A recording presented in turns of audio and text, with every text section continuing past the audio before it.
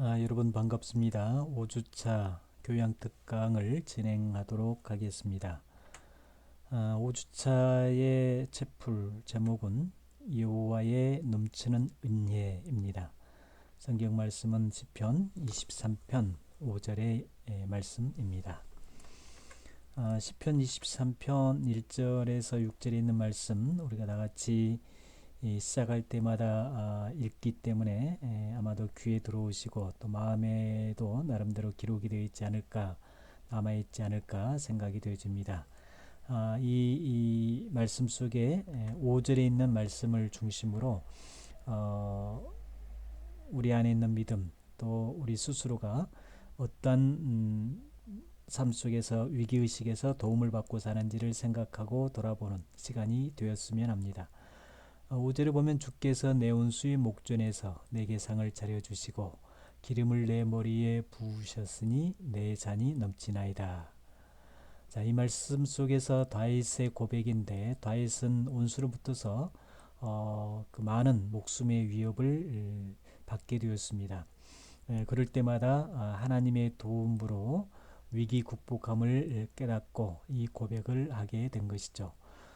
다윗이 인생을 살면서 수많은 위기의 삶, 또 그 위기의 위협 속에서의 벗어나는 극복의 삶을 살아가는 가운데 가장 중요한 것은 여호와의 도움이었다라는 사실입니다.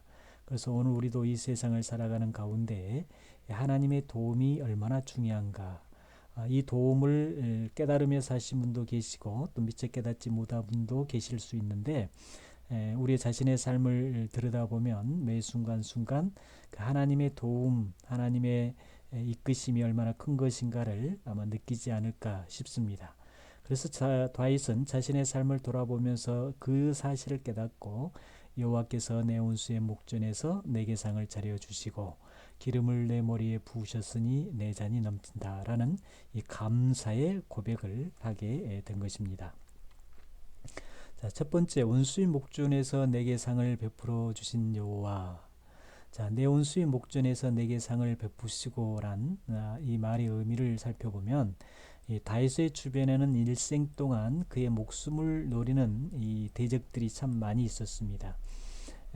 그럴 때마다 인생의 위기, 어려움, 고난, 그 죽음의 직전까지 다다르는 그런 경우도 있었지만은 그럴 때마다 하나님께서는 그를 외면하지 아니하시고 그를 보살펴 주시고 그 모든 대적들을 물리쳐 주셨다라는 것입니다. 그래서 자신의 힘과 지혜로 인생의 위기 극복을 할 수도 있지만 그러나 때로는 해결하지 못하는 위기도 너무나 많습니다.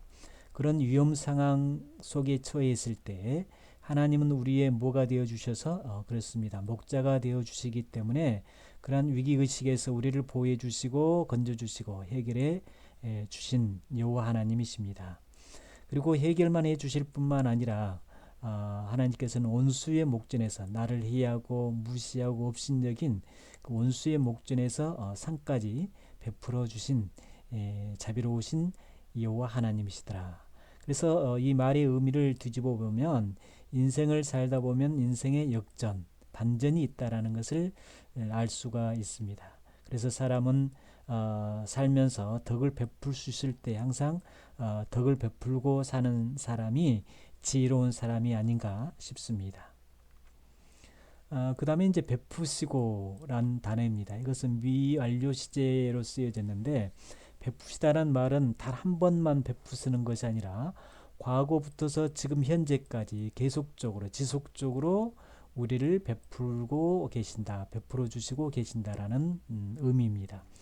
인생의 여정을 살펴보면 우리 인생이 한 번만 위기의식을 경험하는 것이 아닙니다. 수없이 어려움과 고난과 고통을 당하게 되기도 합니다. 그럴 때마다 하나님께서는 과거에 나를 도와주신 하나님은 현재에도 나를 지속적으로 지켜주시고 도와주신 하나님이십니다. 그래서 그 하나님을 무엇으로 표현하냐면 사랑의 하나님이라고 표현합니다. 여기서의 사랑이라는 것은 무조건적인 사랑을 얘기합니다. 하나님이 우리를 사랑할 때 조건을 제시하고 그 조건에 충족되었을 때 베풀어 주는 것이 아니라 무조건적으로 하나님 우리를 지켜주시고 보호해 주신 분이시다. 그 이유는 바로 우리가 하나님의 택한 백성이기 때문입니다. 요한복음 15장 16절에 보면 너희가 나를 택한 것이 아니요 내가 너희를 택하여 세웠나니 이는 너희로 가서 열매를 맺게 하고 또 너희 열매가 항상 있게 하여 내 이름으로 아버지께 무엇을 구하든지 다 받게 하려 함이라 말씀하십니다. 하나님께서 우리를 선택하시는데 우리가 먼저 하나님을 선택하는 것이 아니라 하나님이 먼저 우리를 선택하셔서 하나님의 백성 삼아 주셨고 우리가 하나님의 백성이기 때문에 당연히 하나님은 우리를 사랑으로 보호해 주시는 것은 필연적이다라고 말할 수 있겠습니다.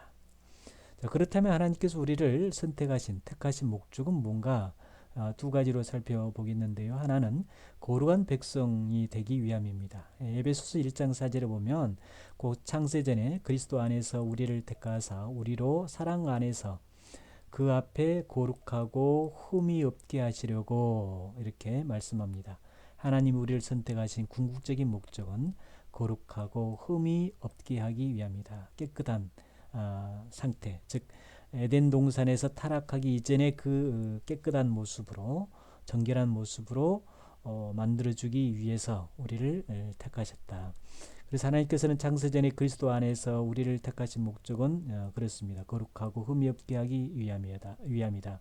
왜냐하면 우리는 죄로 인해서 우리 스스로가 그 문제를 해결할 수 없고 부패한 근성이 남아있고 그 근성대로 살아갈 수밖에 없는 존재이기 때문에 예수님께서 십자가에 죽으심으로 보혈로 우리가 죄의 사함받게 되므로 우리가 완전히 깨끗해진 거룩한 백성이 될 수 있음을 말씀하고 있습니다. 그래서 에베소서 1장 7절에 보면 우리는 그리스도 안에서 그의 은혜의 풍성함을 따라 그의 피로 그의 피는 십자가에서 흘린 피를 얘기하죠. 그의 피로 말미암아 속량 곧 죄의 사함을 받았다 이렇게 말씀합니다. 그 다음에 두 번째는 아들을 삼기 위함이다. 아들 삼기 위함이다. 에베소서 1장 5절에 보면 그 기쁘신 뜻대로 우리를 예정하사 예수 그리스도로 말미암아 자기 아들들이 되게 하셨으니 하나님은 우리를 그의 아들로 삼기 위하여 선택했다라고 이렇게 말씀하십니다. 자기 아들로 삼기 위해서 선택했다. 하나님 우리가 그의 아들이기 때문에 우리가 사망의 음침한 골짜기를 다닐다 할지라도 원수의 목전에서 위기에 처했다 할지라도 끝까지 지켜주시고 보호해 주신 사랑의 하나님이시란 말씀입니다. 그러므로 우리는 하나님의 아들로서 결국 세상을 어떻게 살아야 하느냐? 우리가 담대하게 살아가야 되더라. 때로는 우리 마음에 두려움이 있습니다. 공포가 있습니다. 실패와 좌절이 있습니다. 그런 가운데 우리는 정말 흑암 속에서 아무것도 보이지 않는 어둠 속에 길을 잃고 헤매이는 그런 경우도 있습니다. 우리 마음이 그런 마음으로 가득 차게 되면 결국 어둠의 세력이 우리의 마음을 지배하게 됩니다. 그렇지만 우리는 이런 어둠 속에서 빛을 잃지 아니하고 우리 인생의 길을 걸어갈 수 있는 유일한 길은 우리가 하나님의 아들이기 때문에 하나님께서 우리 가운데 의의 길로 이끌어 주시고 빛 가운데로 이끌어 주심으로 우리는 당당하게 우리가 원하는 길을 걸어가게 되지 않을까 싶습니다. 그래서 하나님은 그런 사람들을 향하여 말씀하시기를 두려우지 말라 내가 너와 함께함이니라 놀라지 말라 나는 내 하나님이 됨이니라 내가 너를 굳세게 하리라 참으로 너를 도와주리라 참으로 나의 의로운 오른손으로 너를 붙들리라 보라 네게 노하던 자들이 수치와 욕을 당할 것이요 너와 다투는 자들이 아무것도 아닌 것 같이 될 것이며 멸망할 것이라 네가 찾아도 너와 싸우던 자들을 만나지 못할 것이요 너를 치는 자들은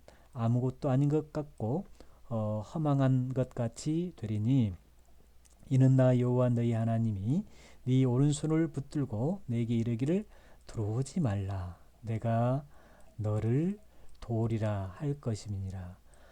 즉 우리 하나님께서는 우리를 항상 도와주시고 붙잡아 주시기 때문에 우리가 세상 살면서 힘들고 어려워도 지금의 코로나19 바이러스로 인해서 두려워할 이유가 없다는 말씀입니다. 세 번째, 상을 베풀어 주십니다. 상을 베푼다라는 말은 하나님께서 다윗과의 언약 관계를 견고히 하셨음을 나타내는 말입니다. 구약적인 상황에서 볼 때 하나님 앞에서 베풀어진 음식을 먹는다라는 것은 하나님과의 깊은 교제, 즉 언약 관계의 발전을 의미하기 때문입니다. 다윗은 험난한 세상 중에서도 하나님은 목자와 같이 그를 지키고 보호해 주심으로 시종 하나님의 언약을 이행하셨음을 증명해 주고 있습니다. 그래서 하나님은 험한 세상 가운데도 항상 목자와 같이 다윗을 지켜주시고 보호해 주심으로 우리에게도 동일한 사랑을 이행하고 계신 분이 바로 하나님이십니다. 따라서 하나님은 다윗과의 언약을 준행하듯이 우리와의 언약, 약속도 철저히 지켜주신 분이 바로 하나님이십니다. 그러므로 우리도 하나님의 불변의 약속을 굳게 믿고 살 때에 곧은 마음으로 목적을 향해 나아갈 수 있고 그 목적을 달성하는 삶이 될 것입니다. 그래서 성경에 보면 그 대표적인 사람이 바로 아브라함, 야곱, 요셉, 모세, 예수님의 12제자 등등 수많은 사람들이 있습니다.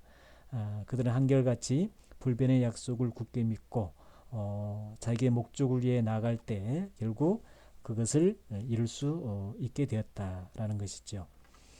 그 다음에 기름으로 내 머리에 바르신 여호와, 기름으로 내 머리에 바르셨으니에서의 기름은 왕이나 선지자 제사장의 위임식 때 붓는 것을 의미합니다. 그런데 꼭 그 왕, 제사장, 선지자 위임식 때만 붓는 것이 아니라 잔치 때에도 사용되고 있음을 볼 수가 있습니다. 이것은 필수품이 아니었고 귀족들, 즉 왕실에서도 주로 사용하는 하나의 귀중품이었습니다. 귀족들은 잔치에 참여할 때 이 기름을 머리나 수염 등에 발랐습니다. 이렇게 볼 때 하나님께서 다윗을 크게 높이시고 부유하게 하신 것에 대한 감사의 노래가 아닌가 싶습니다. 실제로 다윗의 왕실에는 정말 값비싼 기름이 풍부했고 재물들이 차고 넘쳐남을 볼 수 있습니다. 기름으로 내 머리에 바르셨다라는 의미는 무엇인가? 이것은 마음의 상처를 치유해 주셨다라는 의미일 수 있습니다. 마음의 상처받는 사람들에게 가장 필요한 것은 그 마음의 상처를 치유해 주는 것입니다. 그 치유의 약은 무엇일까요? 마음의 상처의 약은 세상에 어떤 약도 없습니다. 오직 성령의 기름뿐입니다. 그래서 오늘날 우리의 마음의 상처들을 보면 그 상처 투성들이죠. 그 중에 사람들에게 받은 상처가 가장 큽니다. 또 치유가 되기도 쉽지가 않습니다. 그 상처는 무엇으로도 치유가 불가능하지만 오직 치유 가능한 것은 바로 성령님이라는 거죠. 성령님이 내 안에 계시면 마음의 상처도 치유가 됩니다.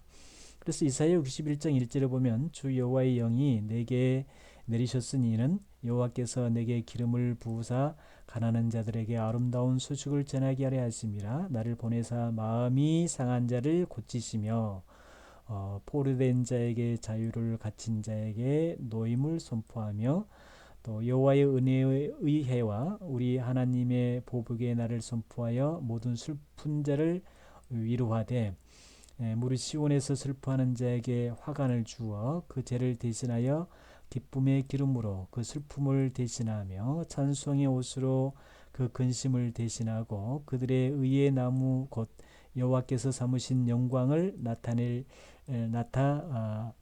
자라 일컬음을 받게 하려 하심이라 라고 말씀하십니다. 결국 우리 마음의 상처 치유의 방법은 성령의 기름임을 말씀하고 있습니다. 그래서 마음의 치유가 왜 중요한가? 마음이 건강한 사람이 대인관계도 잘하고 또 쉽게 상처받지도 않고 또 타인과의 갈등도 해결하며 공동체에게 행복을 주게 됩니다. 그리고 이 마음이 건강한 사람은 타인과의 아픔과 상처를 나의 고통으로 생각하면서 그들을 위해서 기도해 주기도 합니다. 그래서 중요한 것은 마음이 건강해야 된다. 따라서 육체의 건강이 참 중요하죠. 오늘날 모든 사람들이 육체의 건강의 중요성을 너무나 잘 알고 있습니다. 육체가 건강하듯이 그 육체 속에 또 마음도 건강해야 합니다. 육체가 건강하지만 마음이 건강하지 못하면 항상 사람이 우울하고 슬프고 불평과 원망 그리고 갈등만 일으키게 됩니다. 그렇지만 육체도 건강하고 마음도 건강하게 되면 그 사람은 삶에 생기가 있고 활기가 넘쳐나게 됩니다. 그러므로 우리가 해야 할 일은 육체의 건강관리, 그 다음에 마음의 건강관리를 위해서 지속적으로 노력을 해야 되지 않을까 싶습니다. 그 다음에 이제 사명을 주신다라는 의미입니다. 구약 시대에서 왕이나 제사장, 선지자들을 임명할 때 이제 기름을 사용했는데 이때의 의미는 새로운 사역을 시작하는 사명을 의미합니다. 그래서 사역의 사명이란 이건 감투가 아니라 섬김의 자리라는 거죠. 마치 목자가 양을 섬기듯이 사명자는 이웃, 타인을 섬겨야 합니다. 예수님께서 세상에 오신 목적은 뭐였을까요? 그것은 모든 사람을 섬기기 위함이다. 섬기기 위해서 예수님이 오셨다라는 것입니다. 그래서 섬김이 곧 사명, 그의 사명임을 알 수가 있겠죠. 마태복음 20장 28절에 보면 인자가 온 곳은 섬김을 받으려 함이 아니라 도리어 섬기려 하고 자기 목숨을 많은 사람들의 대속물로 주려 함이라 말씀합니다. 그래서 그리스도란 기름 부음을 받는 자라는 뜻인데 예수 그리스도를 믿는 사람을 지칭해서 뭐라고 하냐면 그리스도인이라고 불리우고 있습니다. 그렇다면 예수님만 기름 부음을 받는 것이 아니라 누구도 기름을 부음을 받았다 그랬습니다. 우리도 기름 부음을 받는 자입니다. 따라서 그리스도인의 사명이란 무엇인가? 상처받는 이웃을 위해서 섬기는 자의 삶을 사는 것이 아닐까 싶습니다. 그러므로 우리의 삶 속에서 섬기는 자의 삶이 얼마나 복된 것인가를 느끼고 깨닫는 시간이 돼야 되지 않을까 싶습니다. 그 다음에 세 번째는 내 잔을 넘치게 하신 여호와입니다. 내 잔을 넘치신다라는 에서의 잔은 기업을 비유로 한 얘기입니다. 시편 16편 5절에 보면 여호와는 나의 산업과 나의 잔의 소득이시니 나의 분짓을 지키시나이다라고 말씀하십니다. 이러한 잔이 가득 찰 정도가 아니라 흘러 넘치고 있다라는 거죠. 넘치나이다, 흘러 넘치도록 부어주신 부분을 말씀하시는데 이는 다윗이 이 세상에서 누릴 수 있는 최대의 기업을 소유했음을 보여줍니다. 그가 실제로 차지하는 왕실의 재산과 사유재산은 엄청난 것으로 기록이 되어 있죠. 그래서 다윗은 이 엄청난 기업을 자기의 어떤 쾌락이나 부귀 영화만을 위해 사용하지 아니하고 하나님을 위해서 쓰임받는 것을 볼 수가 있습니다. 자, 그렇다면 이 부분에서 우리가 생각해야 될 내용은 뭔가 두 가지로 생각해 볼 수 있는데 첫째는 우리도 세상 살다 보면 나를 미워하고 대적하고 괴롭히는 원수 같은 사람을 만나기도 합니다. 또 반면에 내가 타인에게 뭐가 될 수 있다 그렇습니다. 원수도 될 수 있습니다. 따라서 나는 어떤 사람인가 자기 스스로의 성찰이 필요하겠죠. 두 번째는 나는 그리스도인으로서 그리스도인의 사명을 어떻게 감당하고 있는가라는 이 부분을 우리가 깊이 있게 숙고하고 성찰의 시간을 가져봐야 되지 않을까 싶습니다. 이런 시간에 투자를 많이 할수록 우리의 내면이 견고해지고 깊이 있는 삶을 살아가게 되고 그런 삶을 사는 사람이 그리스도인의 진정한 모습을 보여주지 않을까 싶습니다. 오늘도 수고하셨습니다. 감사합니다.